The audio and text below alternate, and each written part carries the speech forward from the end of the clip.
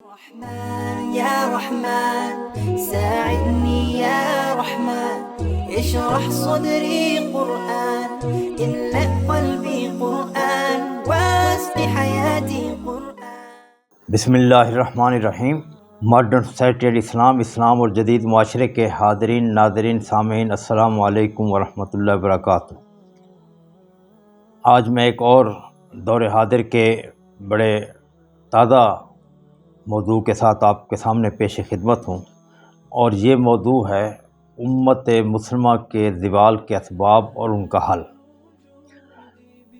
تو اس میں سب سے پہلے لغوی طور پہ میں آپ کے سامنے امت کا معنی رکھ دوں کہ امت کا لفظ عربی کا لفظ ہے اور اما یا امو سے نکلا ہے، جس کا معنی ہے ہم یا ہم قصد یقصد، یعنی ارادہ کرنا۔ اما یا امو میں نے ارادہ یرید، ہم یا ہم کسی چیز کا ارادہ کرنا، کسی چیز کی طرف پلٹنا۔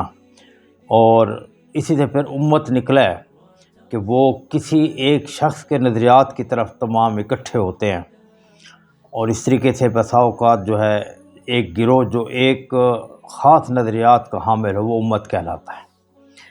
بسا اوقات ایک انسان کے اندر بھی ایک گروہ جتنی ہمت اور طاقت اللہ تعالیٰ دے دیتے ہیں تو وہ ایک انسان بھی امت کی جگہ پہ کام کر رہا ہوتا ہے۔ جیسے اللہ تعالیٰ نے قرآن مجید میں فرمایا ان ابراہیم کان امۃ قانتا للہ حنیفا لم یک من المشرکین۔ حضرت ابراہیم علیہ السلام ایک تابعدار امت کی طرح تھے پورا۔ وہ جیسے کہتے ہیں نا کہ اپنے اندر ایک پورا طوفان اپنا ایمان کا ایک عظیم گنبد اپنے اندر سما رکھنا۔ تو امت جو ہے وہ ایک ایسا گروہ ہے جس کا ایک خاص متعین مقصد ہو۔ اب آپ لاہور کے رہنے والے انارکلی میں جاتے ہیں، یا راولپنڈی کے رہنے والے راجہ بازار میں جاتے ہیں، یا پشاور میں رہنے والے قصہ خانی بازار میں جاتے ہیں، یا کسی ملک کے کسی علاقے میں آپ جائیں، وہاں بازار میں جائیں، آپ دیکھیں رش ہے لوگوں کا، بہت زیادہ، سارا بازار بھرا پڑا ہے، کندھے سے کندھا لگ رہا ہے، لیکن تمام کی سوچ جو ہے وہ متفرق ہے۔ اس طرح اسٹیشنوں پہ جائیں آپ، جو ہے اپنا بس سٹاپس پہ جائیں، ہر جگہ لوگ کھڑے ہیں، لیکن تمام کی سوچ ایک نہیں ہے۔ اب ایک جلوس جا رہا، جلوس میں 300 آدمی ہیں، ان تمام کی سوچ ایک ہے، وہ امت کہلائے جا سکتے ہیں کہ ان کی سوچ ایک ہے۔ لہذا امت کے لیے یہ ضروری ہے کہ ان کی سوچ ایک ہو تمام کی۔ 5 آدمی ہیں، 10 ہیں، 100 ہیں، 200 ہیں، 1000 ہیں، کروڑ ہیں، ارب ہیں، جتنے بھی ہیں، ان کی سوچ ایک ہو۔ اور پھر یہ امت جو ہے یہ بنتی ہے انبیاء کے ذریعے سے، انبیاء کے بغیر امت نہیں بنتے۔ اللہ تعالیٰ نے قرآن میں فرمایا سارے پہلے حضرت ابراہیم علیہ السلام ذکر کیا، پھر داؤد علیہ السلام کو، پھر سورہ قصص میں ولی سلیمان الریح تجری سلیمان الریح عاصفۃ تجری بامرہ الی الارض التی بارکنا فیہ، اور پھر حضرت ایوب علیہ السلام کا ذکر کیا، اور پھر اس کے بعد واسماعیل وذی الکفل واسماعیل ویونس وذی الکفل، اور اس کے بعد پھر حضرت یونس علیہ السلام کا ذکر کیا، اور اس کے بعد پھر حضرت زکریا علیہ السلام کا ذکر کیا، وزکریا اذ نادی ربہ رب لا تذرنی فردا وانت خیر الوارثین، اور پھر اللہ تعالیٰ نے حضرت مریم رضی اللہ تعالیٰ عیسیٰ علیہ السلام کا ذکر کیا، واللتی احصنت فرجها ونفخنا فیہ ونفخنا فیہ من روحنا وجعلناها وابنها آیۃ للعالمین ان ہذہ امتکم امۃ واحدہ۔ یہ سارا گروہ ایک امت ہے، گویا کہ مسلمان جو ہیں حضرت آدم علیہ السلام سے لے کر اب تک ایک امت ہے۔ تو اس لیے امت جو نبی سے بنتی ہے، اس لیے ہم امت محمدیہ کہلاتے ہیں کہ ہم رسول اکرم صلی اللہ علیہ وسلم کے پیروکار ہیں، جو انہوں نے کہا وہی کریں گے۔ ما آتاکم الرسول فخذوہ وما نہاکم عنہ فانتہوا، ہمارا یہ نعرہ ہے کہ رسول نے جو ہمیں دیا ہم اس پہ عمل پیرا ہوں گے، جس سے روک دیا اس سے روک جائیں گے بس۔ تو اس لیے امت کا معنی ایسا گروہ ہے جو کسی نبی کے ذریعے سے بنے، اور پھر اس کے بعد اس نبی کے پیروکار وہ ہوں، اور ان کی سوچ اسی نبی کے مطابق ہو۔ اچھا، اب نبی کی بھی یہاں پر میں تعریف کرتا جاؤں کہ نبی وہ ہے جو مطاع ہے۔ اللہ تعالیٰ نے فرمایا ما ارسلنا من رسول الا لیطاع باذن اللہ، کوئی نبی میں نے ایسا نہیں بھیجا کہ جو اللہ کے حکم سے جس کی اطاعت نہ کی جاتی۔ اب میں رسول اکرم صلی اللہ علیہ وسلم نبی مانتا ہوں لیکن ان کی اطاعت نہیں کرتا ان کی بات، تو میں نے انہیں نبی نہیں مانا، میں نے انہیں لیڈر مان لیا ہے، میں نے انہیں کوئی اپنا قومی ہیرو مان لیا بس۔ نبی وہ ہوگا جس کی ہر چیز پہ اطاعت کی جائے گی۔ اس لیے میں نے اپنے ایک لیکچر میں بتایا تھا کہ مسلمان دنیا کی واحد قوم ہے جس کے پاس نبی ہے۔ حضرت موسیٰ علیہ السلام کی تو یہودیوں نے ان کی زندگی میں کہہ دیا تھا کہ ہم آپ کی اطاعت نہیں کرتے، اذهب انت وربک فقاتلا انا ہاہنا قاعدون، اے موسیٰ علیہ السلام آپ اور آپ کا رب جائیں بیت المقدس جا کے فتح کریں، جب فتح کریں گے ہم داخل ہو جائیں گے، ہم نہیں جاتے ساتھ۔ تو یہ کیسا نبی ہو گیا کہ جس کی وہ اطاعت، اور اللہ تعالیٰ نے جگہ قرآن مجید میں کہا ہے، آپ دیکھیں سورہ احزاب کا آخر کو ہے یا الذین لا تکونوا کالذین آذوا موسیٰ برأہ اللہ مما قالوا، بنی اسرائیل نے حضرت موسیٰ علیہ السلام کو جتنی ایذا دی۔ اور آج دیکھیں گے حضرت موسیٰ علیہ السلام کی کوئی حدیث، کوئی قول یا سیرت الموسیٰ علیہ السلام کا کوئی علم یہودیوں کے اندر ہے؟ کہیں بھی نہیں ہے۔ لہذا یہاں پہ یہ بات بھی ذہن رہے امت کا معنی سمجھتے ہوئے کہ امت وہ ہے جو کسی نبی کے ذریعے بنے گی، اور نبی وہ ہے جس کی اطاعت کی جائے گی۔ اگر اس کی اطاعت نہیں کی جائے وہ نبی نہیں ہے، وہ ہیرو ہے، وہ ایک قوم کا لیڈر ہے، وہ ایک قوم کا بڑا انسان ہے، بس نبی نہیں ہے۔ اب عیسائیوں کے پاس کوئی نبی نہیں ہے، وہ حضرت دانیال علیہ السلام کی بات کرتے ہیں، حضرت یحییٰ علیہ السلام کی بات کرتے ہیں، حضرت زکریا علیہ السلام کی بات کرتے ہیں، لیکن کسی کا ایک قول بھی ان کے پاس نہیں ہے۔ جیسے ہمارے پاس حدیثیں ہیں، ہر چیز کے بارے میں آپ دیکھ لیں، عبادات کے بارے میں، معاملات کے بارے میں، مناکحات کے بارے میں، جنایات کے بارے میں، ہر چیز کے بارے میں حدیثیں موجود ہیں، ان کو دیکھ کے ہم اپنا زندگی کا لائحہ عمل متعین کرتے ہیں۔ لہذا یہ ایک جزوی بات آ گئی تھی کہ آپ جو ہے جب آپ امت کہیں گے تو کسی نبی کے پیروکار ہوں گے، اس لیے امت محمدیہ ہے، امت ابراہیمیہ ہے، اور اس طریقے سے امت عیسیٰ علیہ السلام ہے، اور اس طریقے سے امت یعقوب علیہ السلام، یعنی یہ سارے۔ اچھا اب یہاں امت کا معنی تو آپ سمجھ گئے کہ یہ کثرت، میں نے ارادہ کیا رسول اکرم صلی اللہ علیہ وسلم کی اطاعت کروں گا تو میں ان کو امتی بن گیا، جو ان کی اطاعت کر رہے ہیں امتی ہیں۔ اس وقت بعض متعدد 2 ارب مسلمان ہیں، بعض 1.25 کہتے ہیں، بعض 1.5 ارب کہتے ہیں، بہرحال یہ تمام رسول اکرم صلی اللہ علیہ وسلم کو اپنا ملجا ماوا اور ان کی اطاعت کا قلادہ انہوں نے اپنے گلے میں پہنا، اس لیے یہ امت کے معنی میں آ سکتے ہیں۔ دیکھیں اسلام اصولوں کا مذہب ہے، اس نے ایک اصول دے دیے ہیں، جزویات کا مذہب نہیں ہے۔ اب امت کی یہ تعریف ہے، جو اور گروہ اگر حضرت عیسیٰ علیہ السلام کو عیسائی جو اپنے آپ کو کہتے ہیں کرسچن، ان کے پاس ان کے تعلیمات موجود ہیں اور وہ اپنی زندگی کے تمام معاملات میں ان کی اطاعت کرتے ہیں، تو وہ امت عیسیٰ علیہ السلام ہے۔ ورنہ تو اللہ تعالیٰ نے ان ھذہ امت واحدہ، حضرت عیسیٰ علیہ السلام کی جو ہے وہ ہمارے نبی ہیں اور ہم ان کی اطاعت کرتے ہیں، لیکن ہم ان کی اطاعت سے رسول اکرم کریں گے کیونکہ وہ ان کی شریعت پرانی تھی، اس دور کی مطابقت رکھتے تھے، ہمارے دور سے مطابقت نہیں رکھتے، لیکن ان کی رسالت پر ہمیں ایسا ایمان جیسے رسول اکرم سے رسالت پہ ایمان۔ تو اس طریقے سے زوال کے معنی ہے گھٹ جانا، ختم ہو جانا، ناپید ہو جانا، یہ زوال کا معنی ہے۔ جیسے سورہ ابراہیم میں اللہ تعالیٰ فرمایا تھا کہ اولم اقسمتم من قبل ما لکم من زوال، کہ تمہیں نہیں بتایا کہ تمہیں کوئی زوال نہیں ہوگا۔ اس طریقے سے زوال امت مسلمہ کا جو زوال ہے، جو میرا آج کا ٹاپک ہے کہ امت مسلمہ کے زوال کے اسباب، تو زوال 2 قسم کا ہو سکتا ہے، ایک کلی اور ایک جزئی ہے۔ کلی سے مراد ہے کہ بالکل ناپید ہو جائے، جیسے فینیکی ایک قوم ہوتی تھی وہ ختم ہو گئی، پتہ نہیں کدھر ہے، ان کے سارے تمدن، تہذیب، ہر چیز ختم ہو گئی۔ اور اس کے بعد پھر آپ دیکھیں کہ یونان کے زمانے میں دنیا میں چھائے ہوتا تھا، آج یونان کی تہذیب کہیں نظر ملک ایک ہے بس یونان کے نام سے، باقی تہذیب قانون کچھ بھی نہیں ہے۔ اور اس طرح سے روم ایک، اب جو اٹلی کے دارالخلافہ کا نام روم ہے، اس زمانے میں روما نکل کے جو علامہ اقبال فرمایا کہ نکل کے صحرا سے جس نے روما کی سلطنت کو الٹ دیا تھا، تو وہ اب روم کہیں ہے ہی نہیں۔ تو یہ کلی زوال ہے۔ اور جزوی زوال یہ ہے، جیسے اب آپ دیکھیں کہ حضرت لوط علیہ السلام کی قوم ختم ہو گئی، حضرت ہود علیہ السلام کی قوم ختم ہو گئی، یہ کلی زوال ہے۔ جزوی زوال ہے کہ کچھ حصے زوال کا شکار ہو جائے اور کچھ حصے جو ہیں وہ باقی رہ جائے، اور لوگوں کے لیے اس کے لیے ان کے اندر سکون ہو اور لوگ ان کی پیروی کر رہے ہیں اور ان کے ساتھ چل رہے ہیں سارا۔ تو یہاں پہلا نقطہ یہ ہے کہ امت مسلمہ جو ہے وہ جزوی زوال کا شکار ہے۔ اچھا، پھر زوال کی بھی کئی قسمیں ہیں۔ مثال کے طور پہ آپ دیکھیں کہ معاشی زوال ہے، اور اس کے بعد علمی زوال ہے، اور اس کے بعد اخلاقی زوال ہے، اور اس کے بعد پھر آپ دیکھیں کہ عسکری زوال ہے، پھر سیاسی زوال ہے۔ اس طرح سے زوال کی کئی قسمیں ہیں جن کو ہم نے سامنے رکھنا ہے۔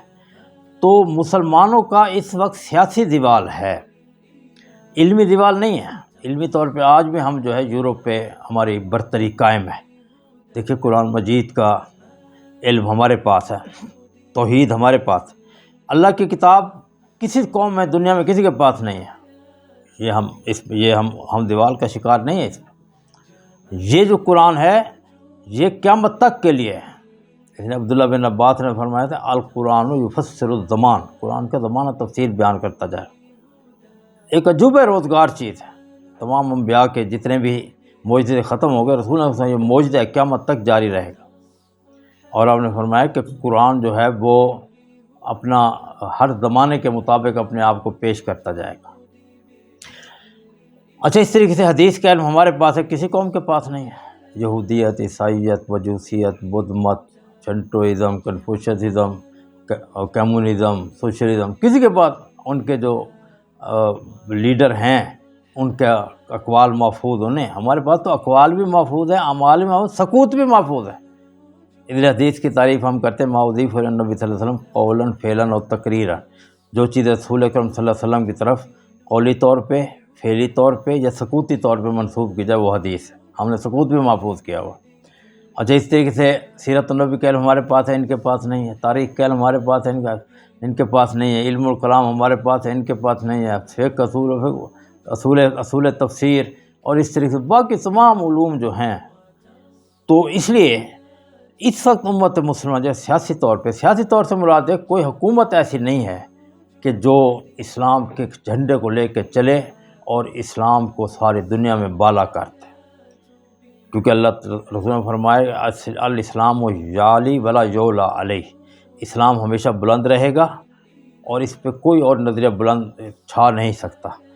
تو اس لحاظ سے اللہ تعالیٰ ان تکون کلمۃ اللہ العلیٰ، اللہ کا کلمہ جو ہے یعنی یہ اسلام اور قرآن یہ ساری دنیا پہ چھا جائے، کیونکہ اس ہمارے سیاسی نظام میں بنی نوع انسان کے لیے سکون ہے، کوئی صرف مسلمانوں کے لیے نہیں، ساری بنی نوع انسان کے لیے، گورے ہیں، کالے ہیں، سفید ہیں، گندم گوں ہیں، جس رنگ کے ہیں، غلام ہیں، آقا ہے، تمام کے لیے سکون ہے۔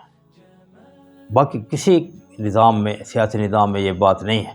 ہر سیاسی نظام جو ہے وہ داغدار ہے، اس کے اندر اس علاقائیت کی فوقیت اور اس کے اندر رنگ و خون کی آمیزش اور یہ ساری چیزیں بدامنی کا وہ نشان ہے سارے، چاہے کمیونزم ہے، چاہے جمہوریت ہے، چاہے سوشلزم ہے، چاہے سرمایہ داری ہے، چاہے ڈیموکریسی ہے، جو بھی ہے کسی کے اندر یہ چیز صرف اسلام کے اندر۔ تو اس لیے علمی طور پہ ہم اس وقت ان پہ چھائے ہوئے ہیں۔ ہاں، سائنسی میدان میں وہ ہم سے نکل گئے، سائنسی میدان میں ہم پیچھے ہیں، سائنسی میدان میں زوال کا شکار ہیں، علمی دنیا کے سائنسی میدان میں۔ اور اس کے علاوہ پھر اخلاقی طور پہ بھی ہمارا ماشاءاللہ جو ہے وہ پایا بہت بلند ہے، اور ہمارے علماء کرام ہمارا جو طریقہ کار ہے وہ ان سے کئی ہزار گنا بیاتا ہے۔ اب ہم کبھی حضرت عیسیٰ علیہ السلام کو گالی نہیں دیں گے، عیسائیت کبھی آپ کو کوئی رسول اکرم صلی اللہ علیہ وسلم کارٹون وہ بنا رہے ہیں، یہ ان کا اخلاقی حال ہے، اور رسول اکرم صلی اللہ علیہ وسلم پر بد زبانی کرتے ہیں۔ اور جو مستشرقین ہیں، جو عیسائیوں کے اہل قلم قبیلہ ہے، ان کے رسول اللہ صلی اللہ علیہ وسلم کے بارے میں باتیں سنیں آپ حیران رہ جائیں گے کہ کذاب سے کم کا لفظ استعمال نہیں کرتے رسول اکرم صلی اللہ علیہ وسلم، حالانکہ انہیں پتہ ہے، قرآن مجید نے واضح طور پہ کہ یعرفونہ کما یعرفون ابناہم، کہ یہ مستشرقین اور یہ یہود و نصارہ ایسے رسول اکرم سمجھتے ہیں ربی برحق جیسے اپنے بچوں کو سمجھتے ہیں۔ کوئی اپنے بچوں کو بھی بھول سکتا ہے، لیکن اس کے باوجود علمی خیانت ان کے اندر ہے۔ مسلمان یہ اخلاقی زوال ہے ان کا، لیکن مسلمانوں کے اندر ہم اخلاقی آج بھی ہم قدر کرتے ہیں ان کی، اور ہمارے ہاں کسی کو اس بات کی اجازت نہیں کہ کسی کو بغیر کسی وجہ کے ماریں۔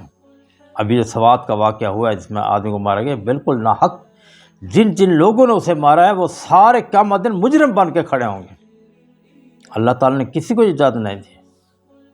ایک انسان کا قتل اسلام گوارا نہیں کرتا. من قتل نفسا بغیر نفس او فسادا فی الارض فکانما قتل الناس جمیعا. یہ سوات میں ایک آدمی کا قتل ہے بلکہ ساری بنی نوع انسانیت کا قتل ہے. حضرت عمر رضی اللہ تعالیٰ عنہ دور میں یمن کے اندر 7-8 آدمی نے مل کے ایک بچے کو اور مار دیا، تو وہاں کے گورنر نے لکھا کہ اب کیا کیا جائے. آپ نے فرمایا کہ اگر سارا یمن ان کے قتل میں ملوث ہوتا میں سارے یمن کو قتل کروا دیتا. تو قرآن مجید میں اللہ تعالیٰ نے فرمایا یہ اسلامی تعلیمات ہے. وہ سوات کے اندر جو ہیں انہوں نے اپنے جذبات پہ عمل کیا، اسلامی تعلیمات پہ عمل نہیں کیا. تو لہذا یہاں پہ یہ بات ہم ذہن میں اچھی طرح رکھ لیں کہ ہمارا جو زوال ہے وہ جزوی اور سیاسی زوال ہے. سیاسی زوال اس وجہ سے ہے کہ ہمارے جو ہے جیسے ایک بہت بڑا فکرہ ہے کہ لہذوں نے خطا کی تھی صدیوں نے سزا پائی. تو وہ ہمارے حکمران جو تھے وہ بالکل اصل جو دین کی دعوت اور دین کا غلبے کی کوششیں اس سے ہٹ کر اور پھر وہ مست ہو گئے اپنا راگ و رنگ میں. علامہ اقبال نے کہا کہ کیا دبدبہ تیموری، کیا شوکت تیموری، کیا دبدبہ نادر، ہوتے ہیں سبھی دفتر غر کے میں ناب آخر. ساری چیزیں جو ہیں وہ عیاشی میں ختم ہو جاتی ہیں. اور وہ تو ہمارے حکمرانوں نے یہ کیا جس کی وجہ سے یورپ جو ہے وہ چھا گیا، اور پھر اس کے بعد آج تک ہم. تو اس کا آغاز سب سے پہلے 1722 میں ہوا، یعنی 18ویں صدی ہمارے لیے بہت بڑا ایک المیہ لائی کہ ہمارا سیاسی دیوال شروع ہو گیا. اور اس کی وجہ حکمران تھے. آگے بھی کوئی وجوہات ہے وہ میں آپ کے سامنے رکھوں گا، اور پھر اس کا حل بھی انشاءاللہ ہم مل کر تلاش کرتے ہیں. تو 1722 میں مراکش میں سلطان اسماعیل جب فوت ہوا تو وہاں پہ فرانس برطانیہ نے مختلف حصوں پہ قبضہ کر لیا اور یہ ابتدا ہو گئے. اور 1757 میں بنگال پہ بر صغیر میں بنگال پہ انگریزوں نے قبضہ کر لیا جنگ پلاسی میں، اور سراج الدولہ کو قتل شہید کر کے اور وہاں پہ وہ قابض ہو گئے. اور اس کے بعد بر صغیر میں ان کا عمل دخل شروع ہو گیا. اور پھر وہ 1857 میں 100 سال بعد وہ جنگ آزادی جو ہماری ہوئی تھی، بہادر شاہ ظفر جس میں اس کا سربراہ تھا، وہ اس وقت وہ بر صغیر پہ برطانیہ قبضہ مکمل ہو گیا 100 سال کے اندر. تو اس کے بعد پھر یہ ہوا کہ 1755 میں مشرق بعید، ایک ہے مشرق وسطیٰ، یہ جسے ہم سعودی عرب، بحرین، امارات، عراق، شام، ان کو ہم کہتے ہیں مشرق وسطیٰ. اور مشرق بعید کہتے ہیں انڈونیشیا، ملیشیا، سنگاپور، اس کو مشرق بعید کہتے ہیں. تو 1755 میں مشرق بعید پہ ولندیزیوں نے قبضہ کر لیا، اور اس طریقے سے وہاں پہ مسلمانوں کا اقتدار جو ہے وہ ختم ہو گیا. تو وہ یہ سیاسی زوال ہمارا ہو گیا، سیاسی زوال. اور اس کے بعد پھر ہم آگے چلتے ہیں تو ہم دیکھتے ہیں کہ مراکش، بر صغیر، اور 1722 میں ایران کے اندر صفوی حکومت ختم ہو گئے. جو صفوی وہاں پہ دور تھا وہ ختم ہو گیا. اور صفوی دور نے ایران میں اہل تشیع و ایران کو سارا اہل شیعت کا مرکز بنا دیا تھا. تو وہ جیسے ختم ہوا وہاں پہ برطانیہ کا عمل دخل شروع ہو گیا. جو حکومت آتی اس کی مرضی سے آتی، اس کی مرضی سے ختم ہوتی، جو اس کے تابع دار رہتے. تو اس طریقے سے وہ بھی ختم ہو گیا. اور پھر سب سے بڑا المیہ یہ ہوا جو 20ویں صدی میں ہوا. یہ 17ویں صدی سے دیوال شروع ہوتا لیکن پھر بھی ہمارا ایک بہت بڑا پلر کھڑا تھا جس سے ہر کوئی ڈرتا تھا، اور وہ سلطنت عثمانیہ تھی، جو 600 اور 1280 میں جو قائم ہوئی، تقریباً 1250 میں، اور 1924 میں وہ ختم ہو گئے. گویا کہ 650 سال. جیسے 1924 میں ہماری خلافت عثمانیہ ختم ہوئی، کہ جس کے بارے میں علامہ اقبال نے کہا تھا کہ مغرب کی وادیوں میں گونجی ادا ہماری، تھمتا تھا نہ کسی سے سیل رواں ہمارا. جیسے ہی وہ ختم ہوئی اس کے ساتھ ہی ہمارا سیاسی طور پہ کلی دیوال ہو گیا. علمی طور پہ نہیں ہوا، اخلاقی طور پہ میں نے پہلے آپ کے سامنے رکھ دیا ہے، لیکن سیاسی طور پہ ہمارا دیوال ہو گیا. اور وہ بھی حکومت کے ختم ہونے کے ساتھ ہی پھر باقی جو ہے کہیں جگہ بھی ایسی نہیں جہاں پہ ہماری حکومت و مسلمانوں کی، اگر کہ مسلمان بیٹھتے برائے نام بیٹھے تھے، ایران کے اندر ان کا کوئی عظمت بس ایک قسم جیسے یونین کونسل ہوتے ہیں ویسے باقی تمام، جیسے آج کل سعودی عرب میں ہے کہ اس کا سارا دفاع امریکہ کے ہاتھ میں ہے، تمام پالیسیاں تعلیمی وغیرہ امریکہ کے ہاتھ میں ہے، لیکن وہ اندرونی طور پہ وہ جسے چاہے پکڑے جسے چاہے وہ اپنا خوش پھر رہے ہیں سارے۔ اس طریقے سے تمام عرب کنٹریز میں ٹوٹل کنٹرول یورپین کنٹریز کا ہے، لیکن وہ اندرونی طور پہ وہ انہوں نے ان کو حکومتیں دیں، وہ بڑے خوش ہیں وہاں پہ۔ تو یہ صورتحال ہوگی، اور یہ ابھی تک وہ صورتحال، وہ جو سیاسی دیوال تھا وہ ابھی تک چلتی چلی جا رہی ہے۔ تو یہ ایک تاریخ سی ذائچہ تھا، میں نے آپ کے سامنے میں نے کہا میں رکھ دوں تاکہ آپ کو پتہ چلے کہ 18ویں صدی ہجری سے ہمارا شروع ہوا اور 20ویں صدی ہجری میں سیاسی دیوال ہمارا مکمل ہوا، اور اس کے بعد ہر طرف تاریکی چھا گئی۔ آگ ہے، اولاد ابراہیم ہے، نمرود ہے، کیا کسی کو پھر کسی کا امتحان مقصود ہے۔ اس کے بعد پھر اب صورتحال یہ ہے کہ مسلمان جو ہے موجودہ صورتحال میں ہم دیکھتے ہیں کہ مسلمان ہر طرف مظالم کا شکار ہے۔ کوئی 57 اسلامک ممالک ہیں اس وقت، ان میں 7 وہ ہیں جن کے اندر مصر افریقہ کے کہ جن کے اندر مسلمان 20، 25، 30% ہے، میجورٹی میں نہیں ہے۔ وہ 7 ممالک جو ہیں انہوں نے اپنی حکومت سے 20% کا حصہ مانگا ہوا ہے، کیونکہ ہم 20% ہیں، 30% ہیں، 35% ہیں، آپ ہمیں حکومت میں حصہ دیں، اور اس کی بنیاد پر انہوں نے حکومت کو مجبور کیا کہ وہ اسلامک کانفرنس کی ممبر بھی بنے۔ تو 7 تو ہیں، باقی 50 ہیں جن میں مسلمان میجورٹی میں ہیں، لیکن کہیں پر بھی کسی مسلمان کی آزاد حکومت نہیں ہے۔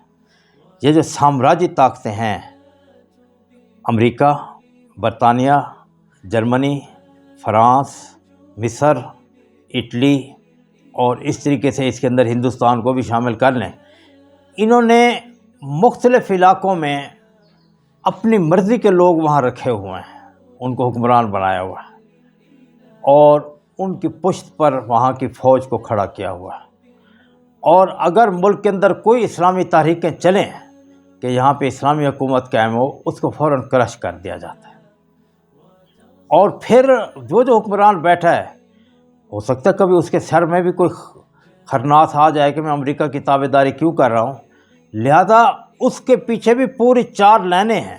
وہ ایسے سمجھیں کہ وہ سجدے میں پڑا ہے، اور ایک اور گروپ تیار کیا ہوا ہے جو رکوع میں پڑا ہے، اور تیسرا گروپ تیار کیا جو قیام میں کھڑا ہے، اور چوتھا گروپ ہے جو کہ نیت کے لیے کھڑا ہے کہ میں نیت باندھ کے اور امریکہ اور تمام کو سجدے کے لیے، میں رکوع سجدے کے لیے میں تیار کھڑا ہوں۔ لہذا یہ جو استعماری قوتیں، انہوں نے اس طریقے سے تمام عالم اسلام کے 50 جو ہیں کنٹریز ہیں ان کے مکمل قبضہ کیا ہوا۔ مثال طور پاکستان کو دیکھ رہے ہیں، اب اس وقت جو ہے پاکستان کے اندر کتنی اقتصادی بدحالی ہے، اور ان سارے کا ذمہ وار امریکہ ہے۔ آج چائنا ہمیں ہر قسم کی سہولتیں دینا چاہتا ہے، لیکن امریکہ نے منع کہ کچھ بھی نہیں لینا۔ ہمارے حکمران امریکہ کے بندے ہیں، وہ کچھ بھی نہیں لیتے، وہ گئے دورہ کر رہے ہیں، زبانی جمع خرچ۔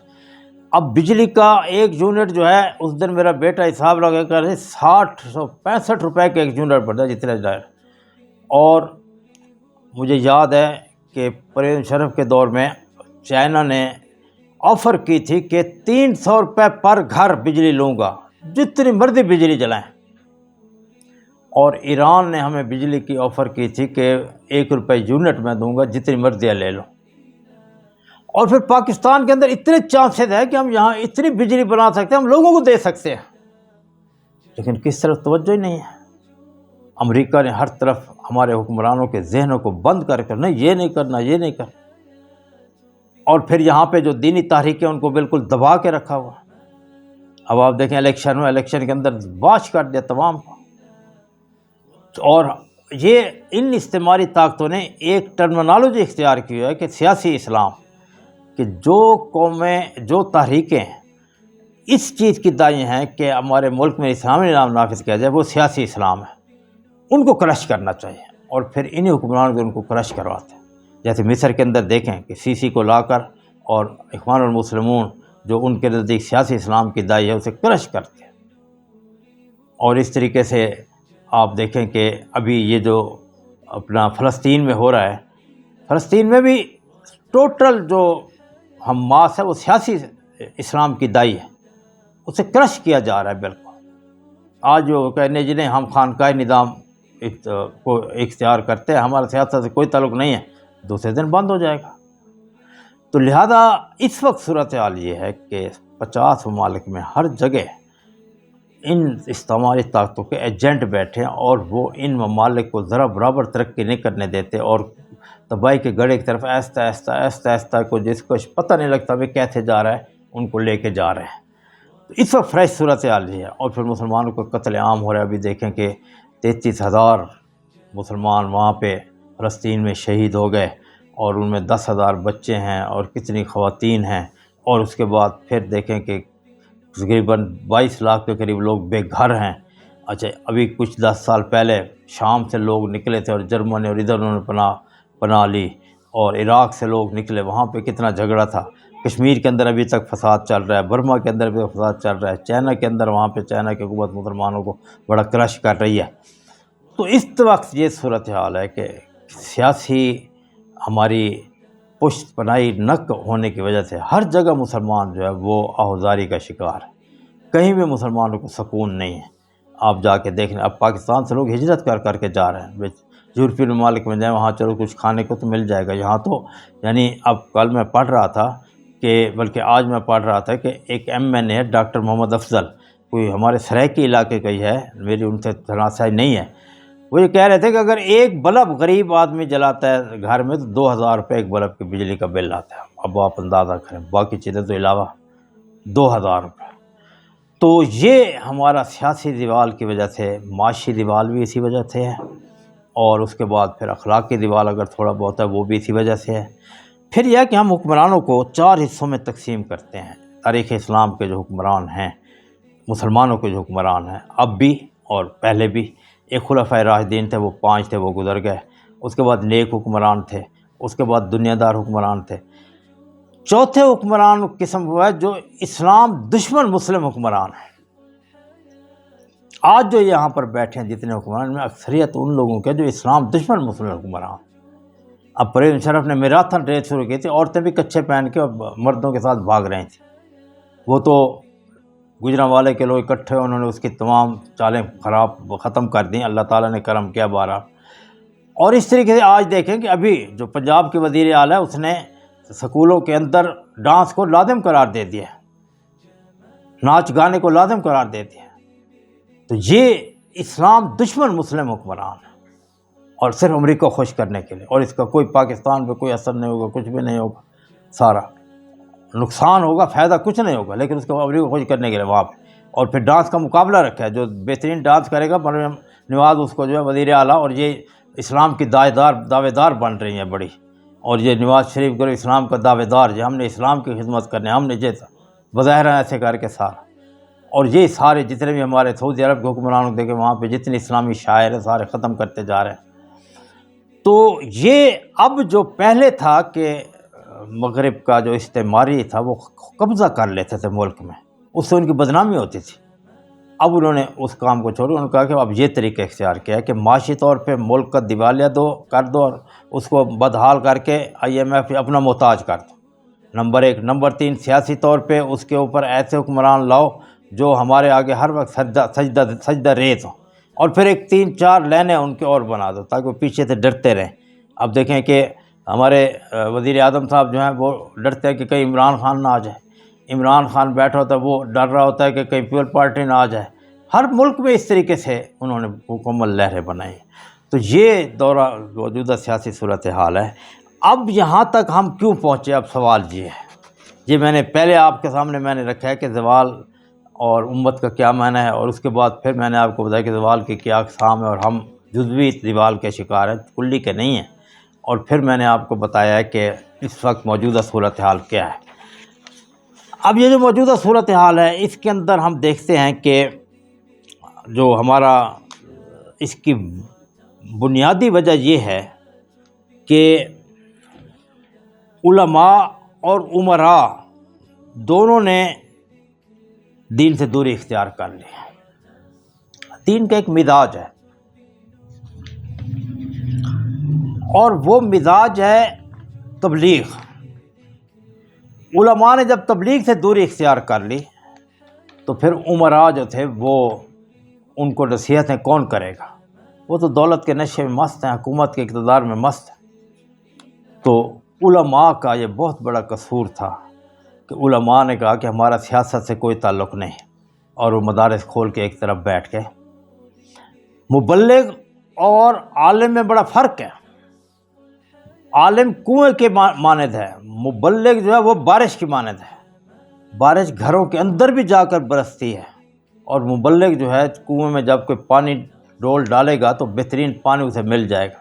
مدرسے میں جائے گا، اس کے سامنے اپنا دانو تلمذ دراز کرے گا، اسے سب کچھ دے دے گا عالم دین۔ لیکن مبلغ جو ہوتا ہے وہ مدرسے میں پڑھاتا ہے، اور اس کے بعد پھر دین کی تبلیغ کے لیے نکل جاتے ہیں کہاں کہاں کروں۔ اس میں سب سے پہلے حکام کو، اس لیے میں نے اپنے ایک پی ایچ ڈی کا اسٹوڈنٹ ہے، اسے میں نے یہ پی ایچ ڈی کا ٹاپک دیا کہ صوفیاء بر صغیر کا سیاسی کردار۔ وہ سیاسی کردار ادا کرتے تھے صوفیاء۔ علامہ اقبال نے فرمایا نکل کر خانقاہوں سے ادا کر رسم شبیری، کہ فقر خانقاہی ہے فقط اندوہ دلگیری، اور تیرے علم و ادب سے آ رہی ہے بوئے رہبانی، یہی ہے مرنے والی امتوں کا عالم پیری۔ تو ہم اب ادھر چلے گئے، بظاہر مدرسہ بنا لے، لیکن وہ رحبانیت کی آماج گاہ ہے۔ علماء نے جب یہ کردار چھوڑ دیا تو اس کے بعد پھر عمراء بے لگام۔ پھر اس کے بعد دوسری وجہ اس کی یہ تھی کہ علماء کرام نے حکومت کے حصول اور انتخابات میں حصہ لینا چھوڑ دیا۔ آج آپ دیکھیں کہ مفتی تقی عثمانی صاحب عالم اسلام کے بہت بڑے مجتہد ہیں اور ایک صاحب علم آسمی ہیں، مفتی منیب صاحب، اور اس طرح اہل حدیثوں کے سارے، یہ کبھی انتخابات میں آتے ہیں؟ انہوں نے انتخابات کو چھوڑ دیا کہ یہ انتخابات جو مسلم لیگ کے لیے ہیں، اور یہ انتخابات پیپل پارٹی کے لیے ہیں، یہ انتخابات پی ٹی آئی کے لیے ہیں، یہ انتخابات جو ہیں نیشنل عوام پارٹی کے لیے ہیں، ہم اس میں نہیں آتے، سیاست گندی چیز ہے۔ اور بھئی حکومت کو بنانے کے لیے اور حکومت کے ذریعے اسلامی نظام نافذ کرنے کے لیے تو رسول اکرم صلی اللہ علیہ وسلم مدینے میں ساری کوشش کی، اور حکومت کو حاصل کرنے کے لیے رسول اکرم صلی اللہ علیہ وسلم نے دعائیں کی کہ مکے میں بھی اللہ تعالیٰ مجھے حکومت دے، وَاجْعَل لِّی مِن لَّدُنْکَ سُلْطَانًا نَصِیرًا۔ اور جب پہلے آپ کو مدینے میں حکومت ملی تو آپ نے آنے کے ساتھ پہلے معاہدہ جات کیا جسے ہم میثاق مدینہ کہتے ہیں، اور اس کے بعد پھر آپ نے اسلامی نظام نافذ کیا اور کر کے دکھایا، اور پھر اس کے بعد آپ نے سارے عرب پہ قبضہ کیا اور ایک بنیاد رکھ دی حکومت کے اندر علماء کرام کی۔ اور وہ پھر حضرت ابوبکر صدیق رضی اللہ تعالیٰ نے یہ کیا، حضرت عمر فاروق رضی اللہ تعالیٰ نے یہ کیا، خلفائے راشدین سارے یہ کرتے رہے۔ اور پھر جو حکمران دوسرے آئے، جو نیک حکمران تھے اور جن کے سردار حضرت امیر معاویہ رضی اللہ تعالیٰ عنہ تھے، وہ خلفائے راشدین میں سے نہیں تھے لیکن نیک حکمران تھے، انہوں نے بھی یہی کام کیا، انہوں نے سلطنت کو وسعت دی، اور وہ جو ہے کہاں سے کہاں اسلامی سلطنت پہنچ گئی۔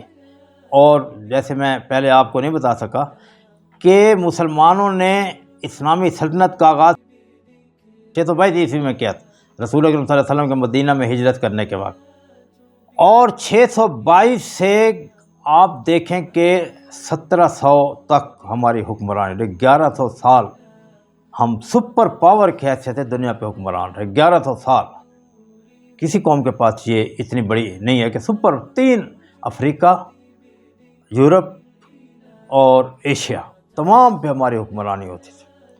اور یہ بات بھی حیران کن ہے کہ 622 میں اسلامی سلطنت کا آغاز ہوا، اور 652 میں 30 سال کے اندر وہ اسلامی حکومت دنیا کی 2 سپر پاوروں کو شکست دے کے خود سپر پاور بن گئی، ایران کو ختم کر دیا، اور جو روم کی سلطنت تھی، قسطنطنیہ اور یہ سارے جتنے تھے، ان تمام کو دھکیل کر وہاں پہنچا دیا۔ یعنی 50 سال کے 30 سال کے عرصے میں یہ ایک بہت بڑی اہمیت کی حامل چیز ہے۔ آپ ساری تاریخ کا مطالعہ کہیں آپ کو چیز نظر نہیں آئے کہ ایک نظام آیا اور اس نے 30 سال کے اندر وہ سپر پاور بن گیا تھا۔ افریقہ، وہ آپ نے حضرت علامہ اقبال کا شعر پڑھا ہوگا، حضرت عقبہ بن نافع نے جب بحر ظلمات یعنی بحر اوقیانوس میں گھوڑے دوڑا دیے تو اس میں لکھا کہ دشت و دشت دریا بھی نہ چھوڑے ہم نے، بحر ظلمات میں دوڑا دیے گھوڑے ہم۔ اور پھر یورپ پہ ہماری حکمرانی تھی، اور پھر امریکہ پہ، معذرت امریکہ تو اس وقت تک دریافت نہیں ہوا تھا، تو افریقہ پہ ہماری حکمرانی تھی، ایشیا پہ، ٹوٹل ہر جگہ ہمارا ڈنکا بجتا تھا 30 سال کے اندر۔ تو اب جب علماء نے یہ کام چھوڑ دیا، امراء کو نصیحت چھوڑ دی، اور اس کے بعد پھر حکومت الہیہ کے قیام کے لیے کوششیں، اور حکومت میں شامل ہو کر اور اس حکومت کو دور صدیقی، دور فاروقی کی طرح چلانے کی کوششوں کو کالعدم قرار دینا اور ان سے بالکل کنارہ کش ہو جانا، تو اس کے نتیجے میں پھر یہ ہوا کہ حکومتیں جو ہیں وہ سیکولر لوگوں کے ہاتھ میں آ گئی، جن کا دین سے کوئی تعلق نہیں تھا، اور پھر انہوں نے دین کو کرش کرنا شروع کر دیا۔ پھر اوپر سے استعماری طاقتوں انہوں نے استعمال کیا، اور پھر وہ کہاں سے کہاں ہم پہنچ گئے کہ اب جو ہے دین کا کہیں نام و نشان ہی نہیں ہے۔ تیسری اس میں بات یہ تھی کہ علماء اور امراء نے مل کے جو عوام تھے ان کو تقلید محض کا پیالہ نشہ چڑھا دیا، بس جو ہم کہیں وہی ٹھیک ہے۔ اب آپ دیکھیں کہ ہم کہتے ہیں آج کل کہ دیوبندی پاکستان میں، بر صغیر میں اہل سنت والجماعت 3 گروہ ہیں، ان میں دیوبندی ہیں، بریلوی ہیں اور اہل حدیث ہیں، اور تینوں تقلید کے میدان میں ایک دوسرے سے بڑھ کر ہیں۔ علامہ ابن فرق تقلید کی روش سے بہتر ہے خودکشی، رستہ بھی ڈھونڈ خضر کا سودا بھی چھوڑ دے۔ لیکن یہاں اتنی تقلید ہے، جو اعلیٰ حضرت نے کہہ دیا بس ٹھیک ہے جی، جو پیر صاحب نے کہہ دیا وہی حق ہے، اسلام کا سبق نہیں ہے، اور جو مفتی صاحب نے کہہ دیا وہ بالکل، اور جو ہمارے بزرگ ہیں انہوں نے کہہ دیا بالکل صحیح ہے، اس سے نہ ایک ادھر نہ ایک ادھر، خود کو مطالعہ نہیں کرنا۔ اس تقلید کی وجہ سے علماء اور عوام کے اندر جو ہے وہ تحقیق کا مادہ ختم ہو گیا۔ جیسے تحقیق کا مادہ ختم ہوا، جو علماء نے کہا اس کے اندر تقلید ہو رہی ہے، بس وہ پھر ہم ایسے سمجھیں کہ جیسے ایک بھیڑ کو آگے لگا دیں، بھیڑ کو، باقی ساری بھیڑوں کے پیچھے، ان کو نہیں پتا کدھر جا رہے ہیں، دریا میں ڈوبنا ہے، سمندر میں ڈوبنا ہے، کیا اس کے پیچھے سر جھکا کے چلتے چلے جا، ہم بھی ویسے چلتے چلے جا۔ تو تیسری چیز جو ہے وہ یہ ہے کہ علماء اور معذرت عوام اور باقی تمام کے اندر ہم نے یہ چیز رکھ۔ چوتھی وجہ یہ ہے کہ ہمارے جتنے بھی علماء کرام ہیں، میں نے 3 آپ کے سامنے، چوتھے اہل تشیع ہو گئے، 3 اہل سنت ہے، دوسرا اہل تشیع کا گروہ ہے، یہ تمام انہوں نے اپنے پیروکاروں کو فرقے کی تعلیم دی، اسلام کی تعلیم نہیں دی۔ اسلام کا جو عظمت کا سبق ہے کہ کبھی اے نوجوان مسلم تدبر بھی کیا تو نے، کہ ہے کس گردوں کا تو ٹوٹا ہوا تارا، اور یہ سب چیزیں انہوں نے چھوڑ دی، ان کو بس فرقہ صحیح ہے ہمارا۔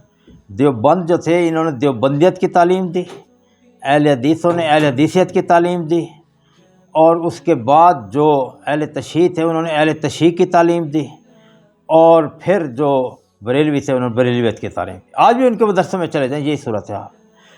جو ایک بریلوی مدرسے سے عالم دین پر پڑھ کر بریلویت کا ایک ماہر ہوگا، لیکن وہ اسلام کا ماہر نہیں ہوگا۔ اس سے اسلام کے سیاسی نظام کے بارے میں پوچھ لیں، اس سے اسلام کے معاشی نظام کے بارے میں پوچھ لیں، اور کوئی چیز پوچھ لیں، وہ نہیں بتا سکے۔ تو یہ یعنی عوامل تھے جس کی وجہ سے ہمارا جو ہے امت زوال کا شکار ہوگا، ابھی تک اس زوال میں چل رہے۔ اب اس کا حل یہ ہے کہ یہ تمام سب سے پہلے علماء اپنی اصلاح کریں، اور وہ بیٹھ کر اسلامی نظام کو نافذ کرنے کے لیے حکومت الہی کے لیے کوششیں شروع کریں، اپنے مدارس میں اسلامی سیاسیات کو رواج دیں، اور ہماری کھوئی جو تاریخ ہے وہ لوگوں کو بتائیں، اور بتائیں کہ کس طریقے سے ہم دوبارہ دنیا کا عروج حاصل کر سکتے ہیں۔ یعنی مجھے یاد ہے کہ ایک واقعہ میں پڑھ رہا تھا کہ مولانا محمد علی جوہر رحمۃ اللہ علیہ جو تھے، وہ جو فوت ہوئے تھے لندن میں، تو انہوں نے کہا تھا مجھے غلاموں کی زمین میں ہندوستان میں دفن نہ کرنا، تو ہمیں ہندوستان میں دفن نہ کرنا، تو انہیں بیت المقدس میں دفن کیا گیا تھا۔ تو اب بیت المقدس بھی قبضے میں آ گئے اسرائیل کے۔ تو ایک کانفرنس تھی مکہ میں، اس میں جو مفتی امین الحسینی، مفتی اعظم فلسطین کے تھے، وہ بھی تھے۔ انہوں نے یہ بات بتائی کہ رات کے اندھیرے میں خانہ کعبہ آیا تو میں نے دیکھا کہ ایک انسان جو ہے وہ خانہ کعبہ کے پردے پکڑ کے اور رو رہا ہے، گڑ گڑا گڑا کر رو رہا ہے اور انگریزی میں دعائیں مانگ رہے ہیں، کیونکہ حضرت مولانا محمد جوہر رحمۃ اللہ علیہ انگریزی کے بہت بڑے سکالر تھے وہ، تو کہنے لگے میں سمجھ یہ محمد علی جوہر ہوں گے، اور میں قریب گیا تو وہ رو رو کے دعائیں مانگ رہے تھے کہ رب ذوالجلال ایک مرتبہ ہمیں پھر موقع دے دے کہ ہم دنیا میں اپنی حکومت قائم کر کے اور لوگوں کو اسلام کے پرامن سکون پرامن پیغام سے بہرہ کر سکیں۔ تو اس لیے اب اس کا حل صرف یہ ہے کہ یہ علماء کھڑے ہو جائیں، آپس میں اتفاق کریں، اور اس کے بعد پھر جیسے جماعت اسلامی کی دعوت ہے اس کو لے کر چلیں۔ جماعت اسلامی نے یہ دعوت دی ہے، اخوان المسلمون کی یہ دعوت ہے، پانچویں پارٹی ہے، یہ آپس میں اتحاد کریں اور علماء ان کی تائید کریں، اور علماء بتائیں کہ بالکل یہ جو ہے ہم ان کے ساتھ ہیں، اور پھر وہ نکل کر خانقاہوں سے ادا کر رب میں شبیر، اب خانقاہوں سے نکال مراد مدرسوں سے اب نکلے، جب الیکشن کا وقت ہو یہ سارے لوگ جو ہیں اس میں شامل ہو جائیں اور تمام مدارس ہر چیز ایکٹیو ہو جائے، اور پھر ہم جو ہے انشاءاللہ ایک دن ایسا آئے گا کہ آہستہ آہستہ کرتے کرتے آج ہم اگر تمام دینی جماعتیں مل کر 50 سیٹیں لیتی ہیں تو اگلے الیکشن میں ہم 70 لیں گے، پھر 100 لیں گے، پھر 200 لے کے ہماری حکمرانی ہو جائے گی، اور پھر امریکہ وغیرہ کچھ نہیں کریں گے، عوام ہمارے ساتھ ہے۔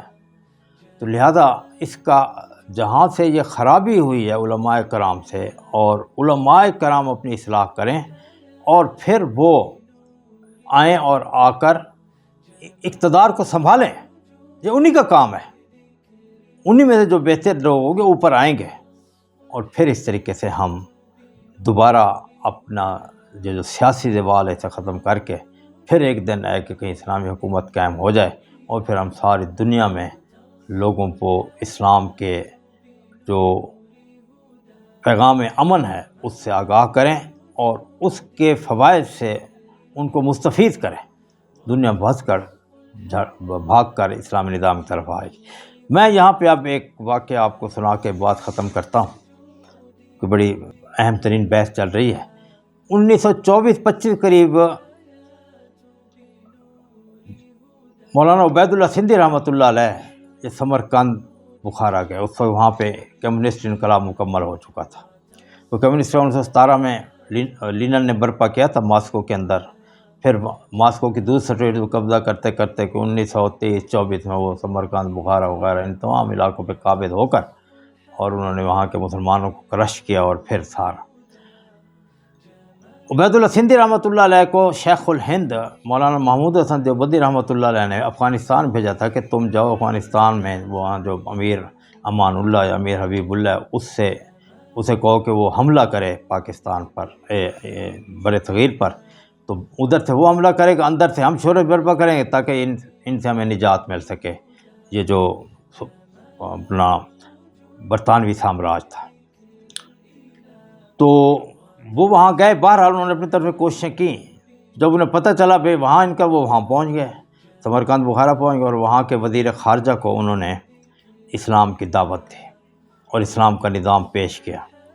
تو وزیر خارجہ بڑا متاثر ہوا کہ یہ تو بڑا زبردست نظام ہے جس میں غریب کو اس کا حق ملتا ہے، امیر کے اوپر غریب کے حقوق ہیں، غریب کے اوپر امیر کے حقوق ہیں، وفی اموالہم حق معلوم للسائل والمحروم، اور اس طریقے سے سار۔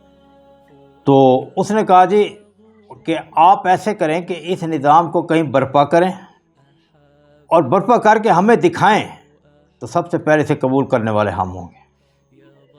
تو اب اس پر عبید اللہ سندھی رحمۃ اللہ علیہ نے کہا کہ وہ تو ٹھیک ہے آپ کی بات، تو میرے پاس تو کوئی ملک نہیں، اچھا آپ صاحب ملک ہیں، آپ ایسے کریں کوئی مجھے صوبہ دے دیں، اس صوبے میں میں آپ کو نافذ کر کے دکھاتا ہوں، پھر اس کے بعد بات کریں گے۔